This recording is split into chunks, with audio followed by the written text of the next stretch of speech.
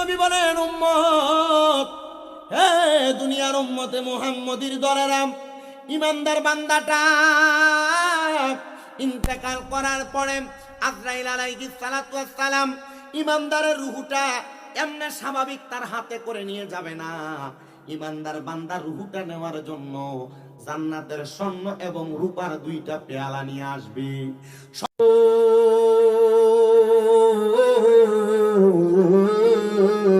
ইয়া রাসূলুল্লাহ, নবী গো, আপনি বলেন না আমার আল্লাহ তাআলা আর কি পুরস্কার দান করে?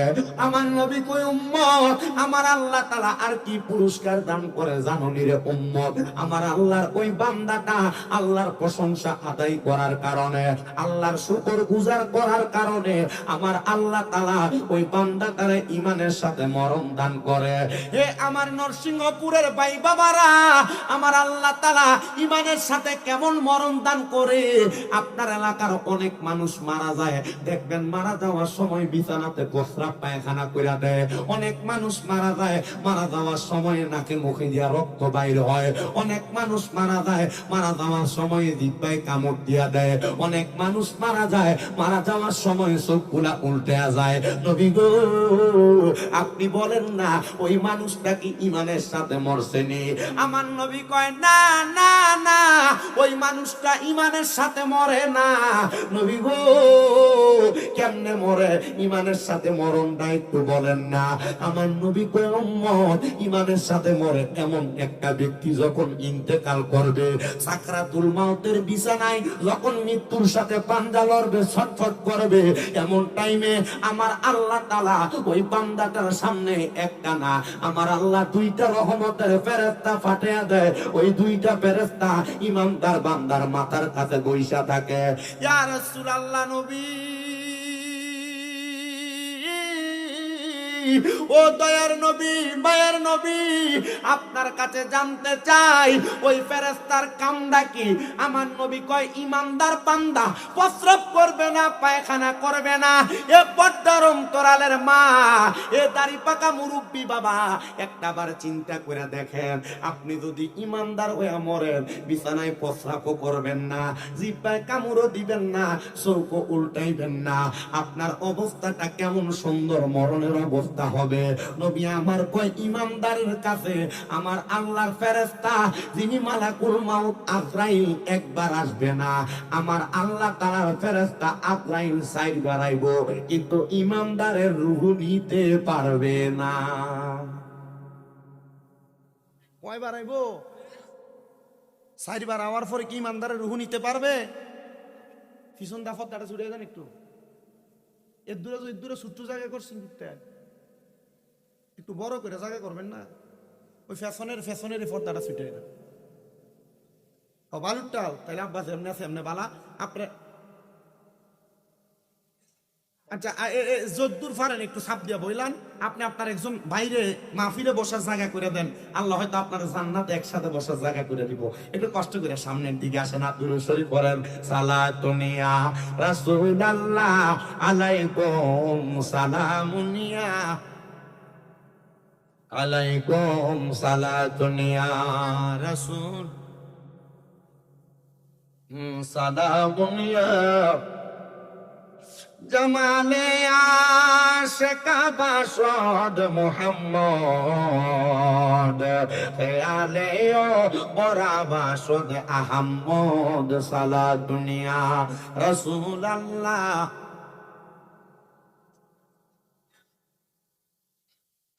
इसके महबूब खुदा जिस दिल में हासिल नहीं, लाखों मोमिन हो मगर ईमान में कामिल नहीं, सलातुनिया रसूल अल्लाह আলাইকুম সালামুনিয়া।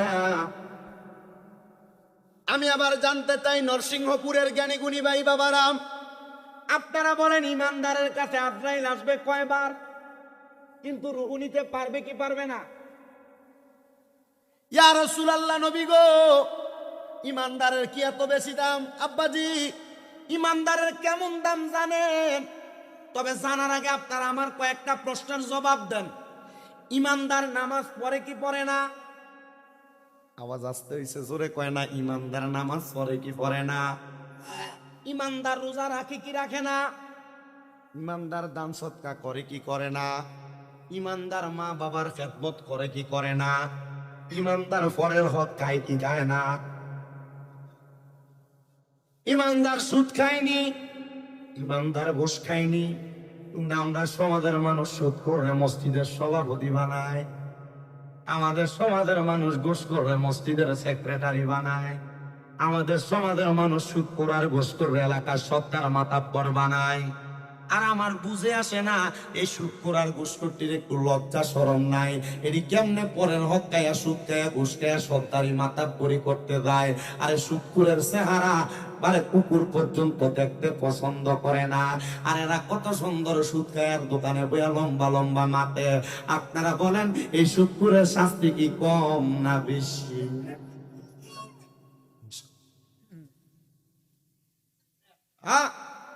আইবো ওয়াস বয়। হ্যাঁ ঠিক আছে, এইটা মাত ঠিক আছে। সাদা পাঞ্জাবি লাগা, টুপিটা একবার খুব সুন্দর, ইমাম সাহেবের ফ্যাশন দিয়ে দেখারো। কথা কন্যা কেড়ে আসে না নাই? আল্লাহ না করুক ইমাম যাবে যদি এই দিন যদি হাওয়াটা বাইর হয়, অদুটা ছুটে, ইমাম যদি এটার সামনে দিয়ে যদি কোন রকম অদু করতে যায়, অবস্থাটা কি হবে আমার বুঝে আসে না। আল্লাহ তাআলা এমন হারাম করসুদ করতে গা আমরা সমাজে পাশে রাখক, জোরে কোন আমিন। আসেন আমার ভাই বাবারা, তো যেই কথা বলতেছিলাম, ইমানদারের কাছে আজরাইল আসবে কয়বার? 4 বার। কেমনে আসবে শুনেন। তিরমিজি শরীফের মধ্যে হযরতে আনাস ইবনে মালিক রাদিয়াল্লাহু তাআলা আনহু বলেন, আমি আমার নবীজির জবান মোবারকে বলতে শুনলাম, নবী আমার কয় উম্মত যখন একটা মানুষ ইন্তেকাল করে, ইন্তেকাল করার আগে আমার আল্লাহ তাআলা প্রত্যেক মানুষের পাক গলি ফিলেকা তাদের নামটা সাজরাতুল ইয়াকিন নামক একটা গাছ আমার আল্লাহ লাম ওখানে লাগায়া রাখছে।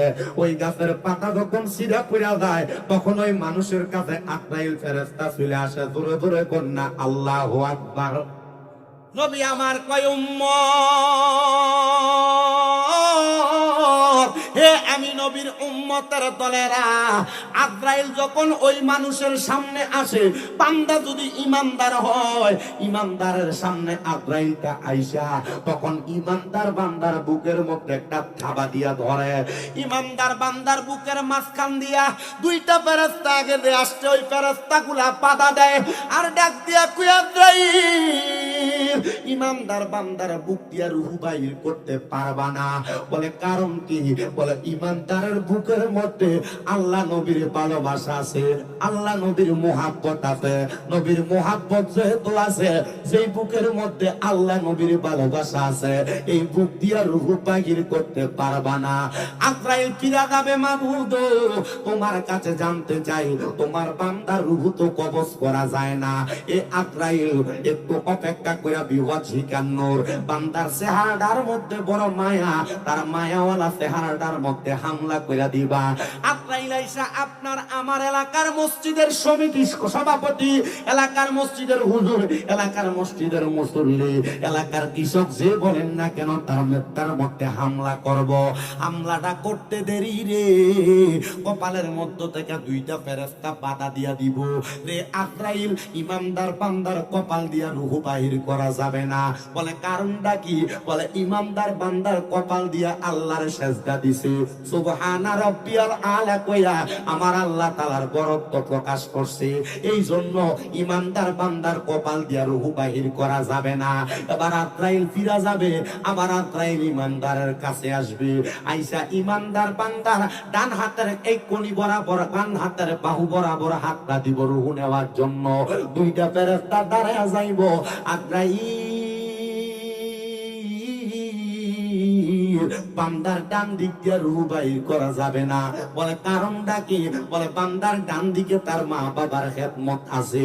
এবার আজরাইল ঘুরা বান্দার বাহুর দিকে হাতটা বাড়াইব, বাম দিক থেকে 2টা ফেরেশতা ডাক দিয়ে কইব, আজরাইল বাম দিক দিয়ে রূহ বাইর করা যাবে না, কারণ বাম দিকে বান্দার ডান এবং সক্কাগুলা আছে। এবার আজরাইল ফিরে যাবে, রব্বে কারীম তোমার কাছে জানতে চাই, আমি তো তোমার বান্দার রূহ কবজ করতে পারি পারি না।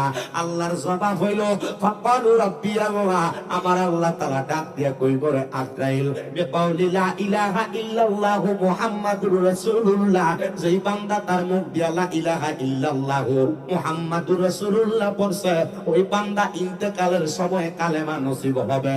বান্দা এখনো কালেমা পড়ে নাই, কেমনে বান্দার রূহটা কবজ করবা? আজরাইল রে অপেক্ষা করো, অপেক্ষা করো। ইমানদার বান্দা কালেমা পড়বে, বান্দার জবান দিয়া যখন কালেমা পড়ার বাতাস বের হবে, ওই বান্দা বাতাসের সাথে দিয়া তুমি তার রূহটা কবজ করবা। আজরাইল আইসা ইমানদার বান্দার ঘরের সামনে দরজায় দাঁড়ায়া থাকবে, আর দুইটা ফেরেশতা বান্দার নাকের কাছে মেশকো আম্বরের গ্রানগুলা ছড়াইয়া ছিটিয়ে দিবে।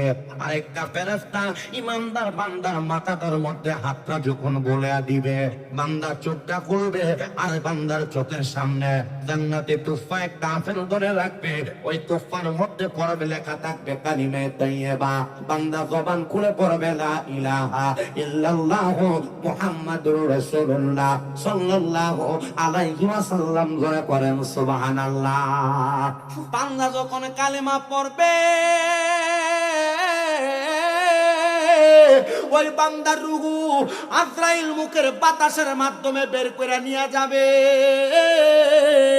এ নরসিংহপুরের দাড়িপাকা মুরব্বী বাবা, তুমি যদি এমনে না মারা যাও, তাইলে মানুষ মনে করবে দেখছো নি রে নরসিংহপুরের উমক ব্যক্তি মারা যাওয়ার সময় জিহ্বায় কামড় দিছে, মনে হয় আজরাইল তারে কষ্ট দিছে, বিছানায় প্রস্রাব পায়খানা করে দিছে, মনে হয় আজরাইল তারে কষ্ট দিছে, শক্তি উল্টে দিছে, মনে হয় আজরাইল তারে কষ্ট দিছে। ও আল্লাহ, এমনে মরতে চাই না, তুমি আমাদেরকে ঈমানি মরণ দান করো। আমি জানতে চাই, ও নরসিংহপুরের যুব সমাজ, মুরব্বী সমাজ, ছোট ছোট বাচ্চারা, আপনারা বলেন না আমরা সবাই ঈমানের সাথে মরণ গ্রহণ করতে চাই কি চাই না? কারা কারা চাই দুই হাত তুলে আমার আল্লাহর দেখায়া দেন। ঈমানের সাথে মরণ চাই কি না? ঠিক আছে, আপনারা বাবা বয়স কম হুজুর, কিন্তু মাফ ফাইন। পুলিশে কত মানুষের দেখে, তোরে দেখে না জানি আমি তো বুঝি এটা কি করবো, ফলাই নই করবো আজকে মাহফিল এটা ফলা না, না দেখন লাগতো না, তুই আরেকবার ক। এ যদি ওয়াজটা বুঝতো তাহলে এর মুহে এটা বাড়িতে এরা আছে এখন মোটামুটি খেদমতে। এই ফলাফল এগুলা কইরা যখন দেখবেন আস্তে আস্তে মাহফিল সাজাইবো, পরে দেখবেন বড় হওয়ার পর এর থেকে বড় মাহফিল করো। আমি এই জন্য ফলাফানটা আমি কোনো সময় কিছু কই না। আমার মাহফিলে ফলাফান দুষ্টামি করলে আপনারা হয়তো অবাক হইবেন, মসজিদে গেলে বহুত বুড়া মুরব্বীরা সেটা থাকা বাচ্চা লইয়া গেলে। আমি আমার মসজিদে যেখানে চাকরি করতাম, এখন করি না, এখন জুমা পড়াই শুধু কোনো রকম। গতকালকে জুমা পড়াইতে পারি। তো যারা পড়ায়, তো বাচ্চাদেরকে ধমক দিলে আমি মুরব্বীর সাথে শিখতে যেতাম না, যে মুরব্বী বাচ্চারা ধমক দিয়েন না, এটা স্বভাব না। কারণ বাচ্চারা মসজিদের মুসল্লি, ভবিষ্যতের মুসল্লি হয়ে। এমনও সময় গেছে আমি বাচ্চা মসজিদে ফসরা পায়খানা করে, আমি নিজের হাতে কোষ কইরা বাচ্চার ফসরা পায়খানা ফালাইছি। এটা আমার স্বভাব। আমি কখনো কোনো বাচ্চারা ধমক দিই না, উল্টা আমি বাচ্চারা প্রয়োজনে খাওয়াই, এমনি কিছু দিই। এটা আমার অভ্যাস বাচ্চাদেরকে। আপনাদের দোয়ায় আপনারা মনে জানেন, আমার আবু আহমদ ভাইও জানে, আমার কুমিল্লাতে একটা না দুইটা না 6টা মাদ্রাসা। মার খাওয়া জোরে নাই, মৌলবীরা বন্ধা বন্ধা হাতিয়া লয়ে জায়গা, কিন্তু টেহা নেই ঠিক। মাদ্রাসা কয়টা করছে? আলহামদুলিল্লাহ, আপনাদের দোয়ার বরকত আমার মাদ্রাসাগুলো সুন্নিয়তের খেদমত হচ্ছে। লাগতো না যেমন আছেন না বাবা। তাহলে ঈমানের সাথে আমরা মরণ গ্রহণ করতে চাই কি চাই না? মহিলারা ও শুনতেছে? আমি আইতে দেখছি ফটো করে দেখা জানা একটু যাই চাই। আমি শুধু আমার আলোচনাটা এমন ভাবে এমন একটা জায়গায় ফেলাবো, দেখবেন আপনাদের সবার কাছে ভালো লাগবে। একটু ধৈর্য নিয়ে বসবেন। তো ইমানদার বান্দার রূহ যখন নিবে, ইমানদার বান্দার অবস্থা তখন কেমন হবে?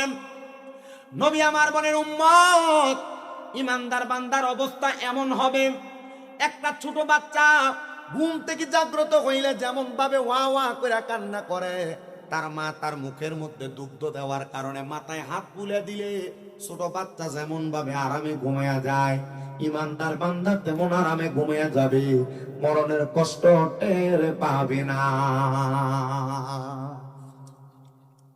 মরণের কষ্ট টের পাবে না ইমানদার বান্দা। আল্লাহর নবী বলেন, উম্মত, হে দুনিয়ার উম্মতে মুহাম্মদীর দলেরা, ইমানদার বান্দাটা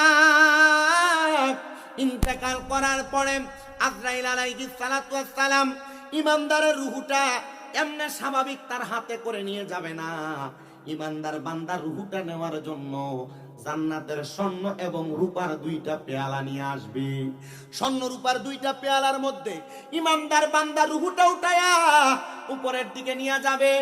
আর রূহ আজরাইলকে ডাক দিয়ে বলবে, আজরাইল, তুমি আমার রূহটারে এত আস্তে আস্তে কেন নিয়ে যাও?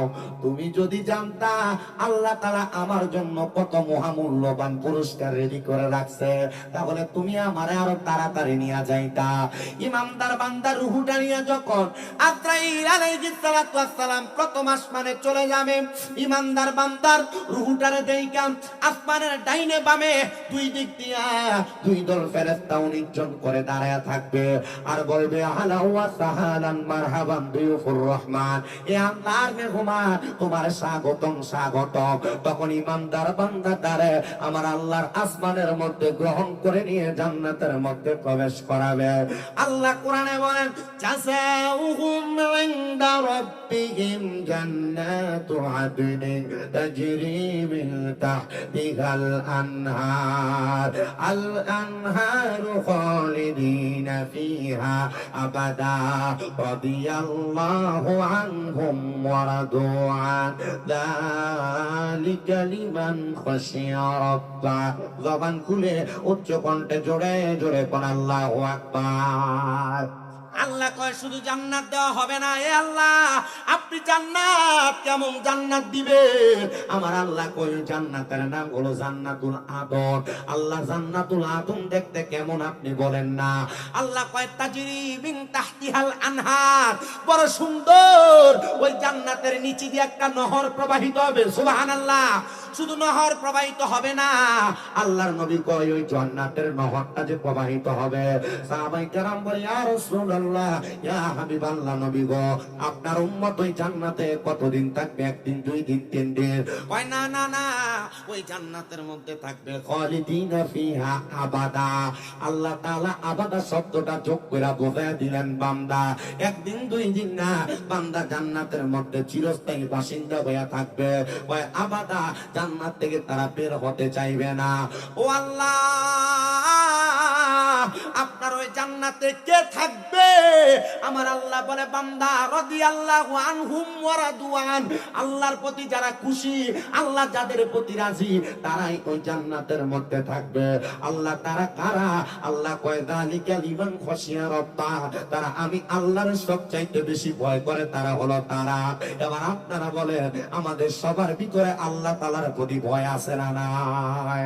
ওই আল্লাহর ভয় কইরা মুহাব্বতের আওয়াজে আমার আল্লাহ তাআলার কোরআনের তেলাওয়াত করেন আর পড়েন, আউযু বিল্লাহি মিনাশ শাইতানির রাজীম, বিসমিল্লাহির রহমানির রহিম।